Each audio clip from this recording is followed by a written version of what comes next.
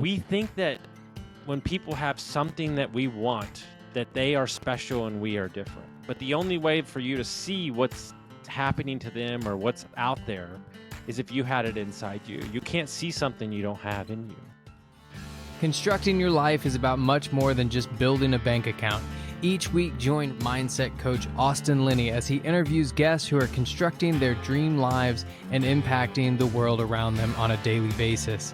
If you're an entrepreneur or wanting to start a business, or you just want to hear motivating stories of how others have overcome the odds, you are in the right place. And now for your host, Austin Linney. Guys, welcome to Construct Your Life. This is Austin with one of my solo episodes where I talk about a subject or an idea at length. And I think it's an important message to get out to the people about pressure and anxiety. You know, they say pressure's a choice, pressure's a responsibility, right? And, you know, a lot of times in life, the anxiety or the pressure to perform or the pressure to support our family or the pressure to live up to the expectations that we set for ourselves, it weighs on us in ways that we don't know about. It weighs on underneath the surface more than above the surface. There's a lot of people that wear their emotions on their sleeve. I'm definitely one of those people. I've gotten better at it. But the problem is all the ways that you don't know it's affecting you. When you're short with your kids, you cut your workout short because you can't thinking that I got to just rush to go do the job or do the work, right? And what you don't realize is in that moment that you're cutting short what you need to deal with the anxiety, which is the workout, the eating better, the taking care of yourself. We have a tendency as people to not give us what we need, but give everybody else what they need. And then the pressure and the anxiety of said thing builds up and up and up and up. I think one of the biggest misnomers that's confusing to me is that anybody that is establishing change in their life, or they're building, or they're trying to build a company and they haven't done it before, they think that everybody that's made it, whatever you want to call that, millionaires, billionaires, that they don't have anxiety or pressure anymore because the money disappears, or you don't have to worry about the money anymore, so you don't have that. And that's the farthest thing from the case. A lot of the times, the people who have made it at the top have more anxiety and more pressure than you can even imagine. They just don't share it as much because they've learned to deal with it. They've learned that it's part of the privilege. They learned that the true joy in business, the true unlocks of success and money come when you can fix the problem, when you can no longer look at the problem and say, you know, like, this is part of the game, right? And we spend our whole life creating this like need to get to this perfection level where there's no stress, there's no anxiety, everything's perfect. And life's not perfect. Look, I don't have kids, but I've been to plenty of people's houses with kids. And the first thing that everybody says when you walk into their house is, I apologize. You know, our house isn't as clean as I'd like it. We have kids. Well, yeah, no shit. I don't care. You're living a life. You have kids. Things happen. They like to play with toys. Like, who are you performing for? I don't know, because it ain't me, because I don't care. And so we create this like false narrative of like perfection, and this like false narrative of like, it has to get, I'm going to get to this utopia where there's no stress, there's no anxiety, there's no pressure. Like, without the pressure, you don't have greatness. Without the pressure, you don't have change. Without the anxiety, you don't see the areas where you need to improve. And the fact of the matter is, it does consume you. It can close in the world around you. And it can make it feel like it can't breathe. And it can make it feel like you're never going to get out. Like literally, like financial pressure makes you feel like you're going to die. Like, are you actually going to die? If that deal doesn't go through, are you actually going to die? No, you're not. But that's how we behave it, and that's what our body says to us. That's what our mind says to us. And as you move up in the business world, and as you move up in the deal sizes, and you move up in the responsibility of multiple employees, and 30 and 20 and 100 and 1,000, like, how do you think these guys that have 2,000 employees feel? Right? Do you think they're better than you at something? No, they've just done it longer, and they've gotten used to the pressure and the anxiety. We think that when people have something that we want, that they are special and we are different. But the only way for you to see what's happening to them or what's out there is if you had it inside you. You can't see something you don't have in you. So they're no more equipped to deal with the pressure and the anxiety that you are.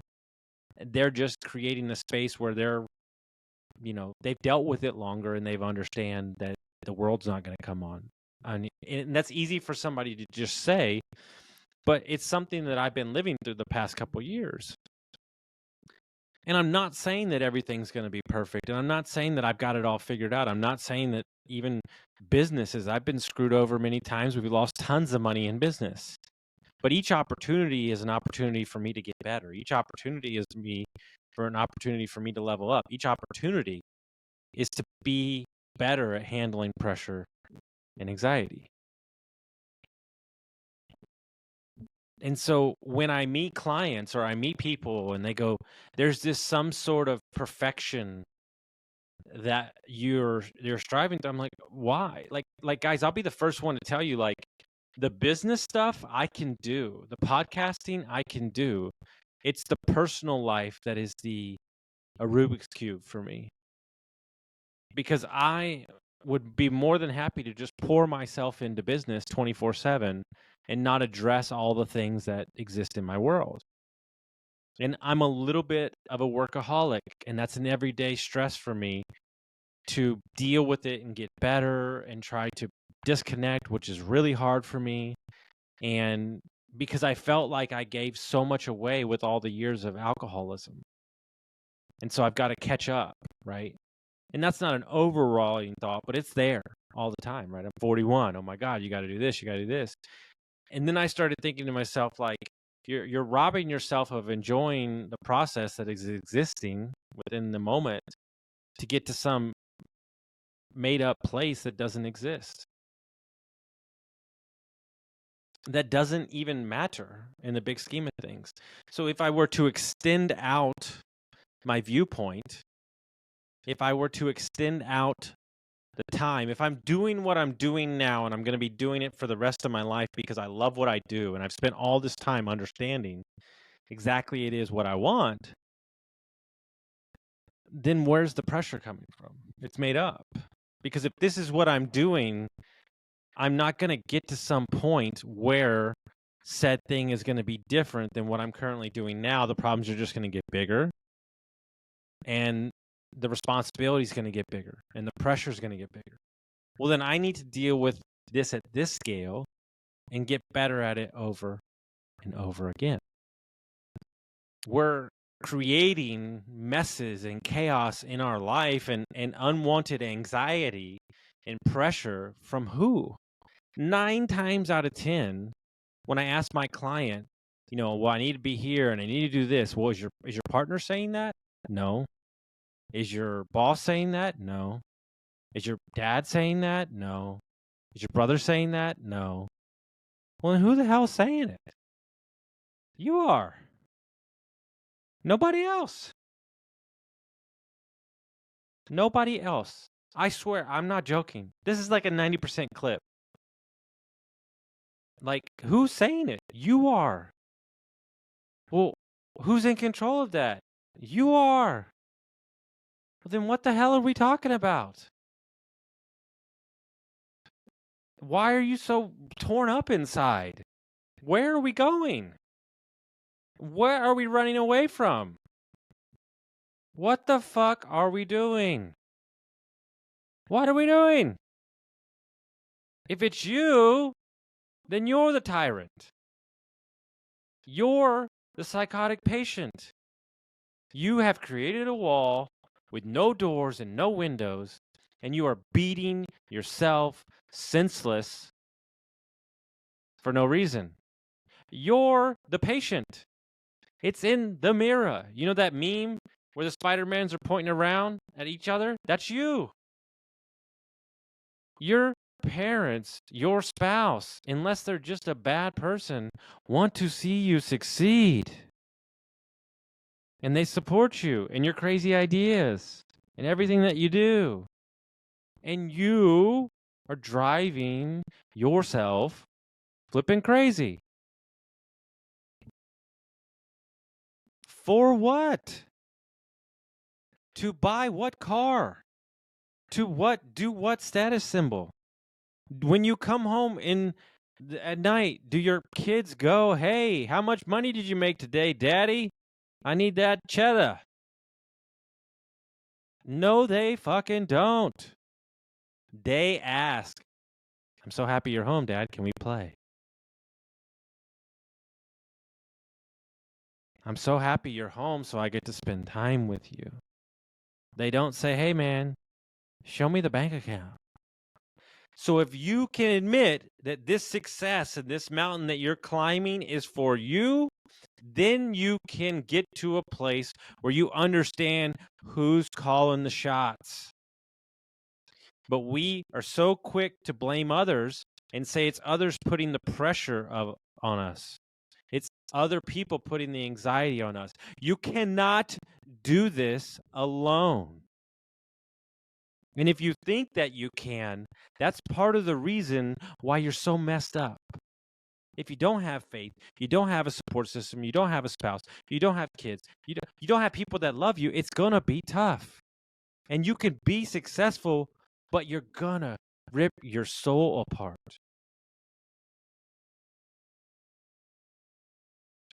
One of my favorite lines of all time from Mark England.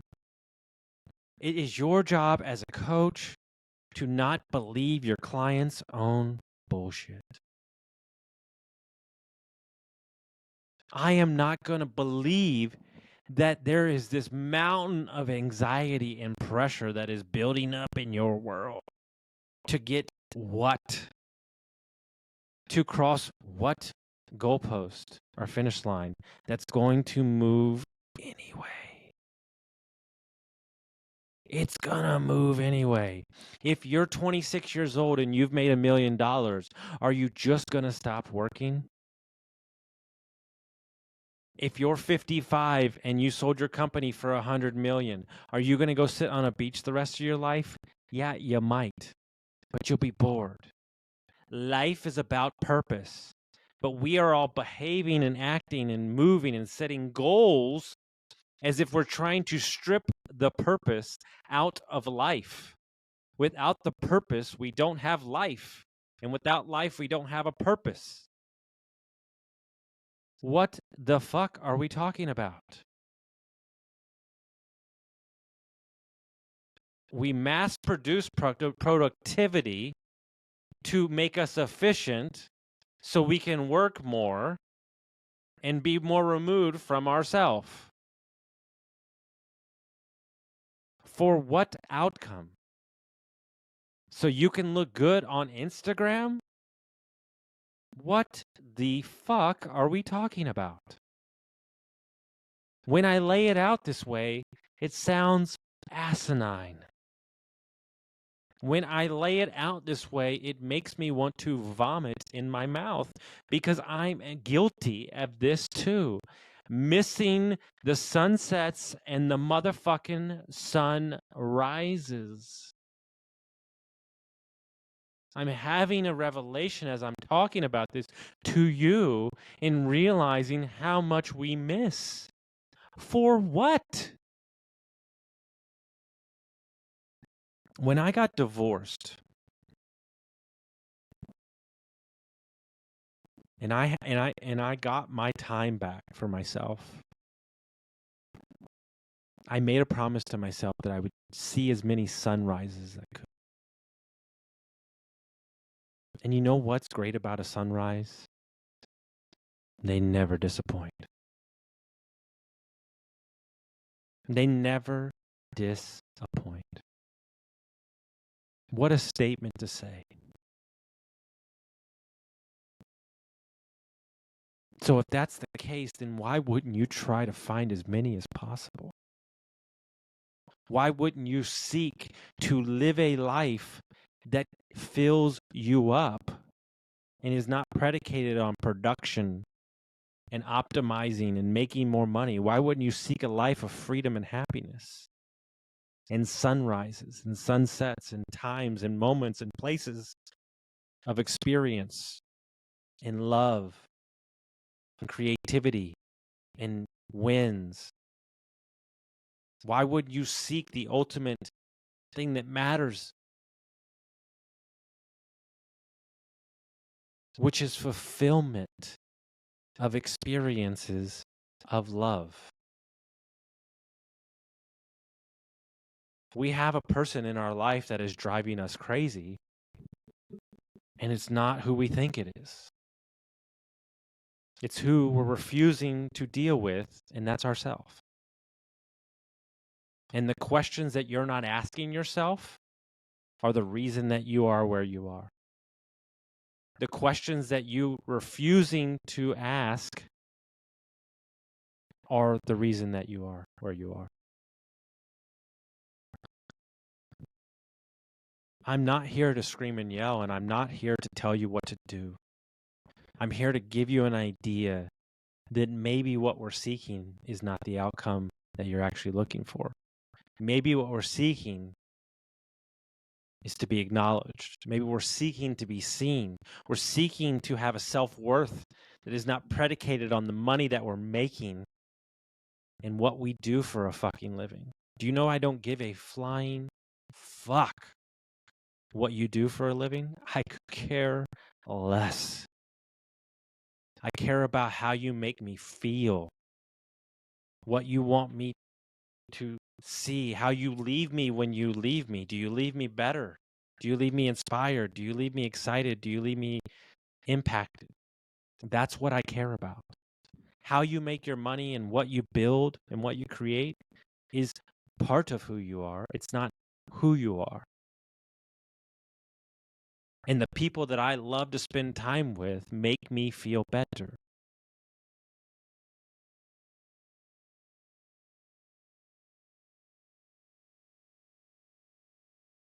This started as a pressure and anxiety talk and feels like a manifesto to me.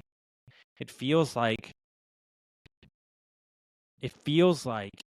something that had to come out of me to get you to understand that your life would be a lot better if you did the following. If you saw more sunsets and more sunrises, if you jumped in water when you saw it, if you helped a friend just because, if you worked out and took care of yourself because you love yourself, and if you fell in love with becoming a better human, and you cared way less about money and what you do for a living. I finally realized what people are saying when anxiety and stress is a choice. It's a choice. And unfortunately, it's a lot of our default choices. But that doesn't have to be the case. You can make a stand today and you can change what you believe in. You can change what gives you worth, and you can change what you give your attention to. I appreciate every single one of you that takes the time to listen to me, sends me a message. I love what I do. I love that I get to talk in this mic and people actually listen. And I myself am excited for the future of the podcast and what we're going to do, and I'm excited for the messages that I keep getting bringing. If you found value in this, send it to a friend, share it around, and we'll see you next time. Guys, let me take a minute to tell you about my buddies over at Lead Hub. Ben and Aaron, the best humans I know. Not only are they amazing at marketing for trade companies, but Ben started his HVAC company in his garage, sold it for multi-million dollars. So when this guy talks, I listen. When we took over Dietz Mechanical, we had 22 reviews in 22 years. In 7 short months, we went from 22 reviews to 107. We went from a 4.2 to a 4.7. We tripled our Facebook presence and we tripled our calls. If you're an HVAC, plumbing, electric, landscaping company, and you're looking for a no BS approach to marketing, you're looking for people who have done it before, you got to go to leadhub.net